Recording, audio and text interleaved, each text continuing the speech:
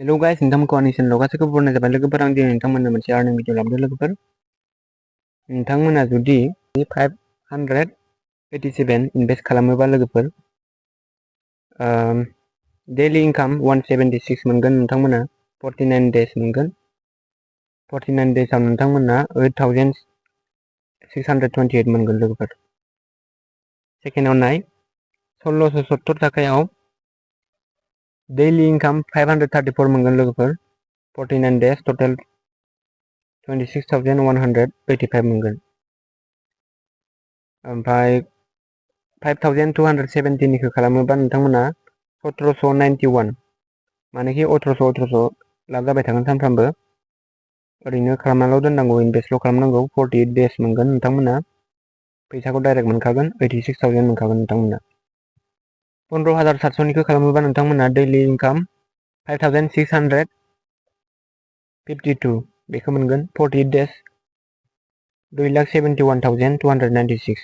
नै नायलांबाय था, 27,700, 10,526 daily income, 4,94,722, 57,700, 23,000 daily income, 10,84,760 rupees मोनगोन। 97,000 निखौ नोंथांमोना इनभेस्ट खालामोबा डेलि इनकाम 42,680, 46 डेज मोनगोन।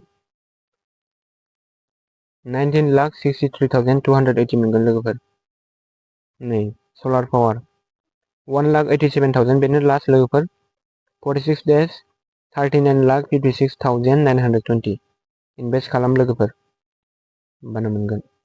आरो नोङो इनभेस्ट खालामाबा लोगोफोर, इनभेस्ट खालामनो गोसो गैयाबा माइटासाव खालामनो नोंथांमोना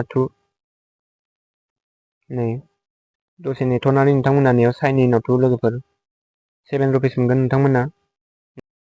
ओमफ्राय उइद्र' खालामनो होनबाथाय नै नोंथांमोना नैबे उइद्र'आव थुदो। लोगोफोर, नोंनि एड बेंक कार्डखौ होनानै नोंथाङा उइद्र' खालामदो आरो नैयाव। ओमफ्राय कनफार्माव होनानै नोंनि बै दहाय ट्रेड होदोंमोन ना, ट्रेड पासवार्डआ, बेखौ लास्टाराव हो। लोगोफोर, ओमफ्राय कनफार्माव थुनानै उइद्र' खालामना ला।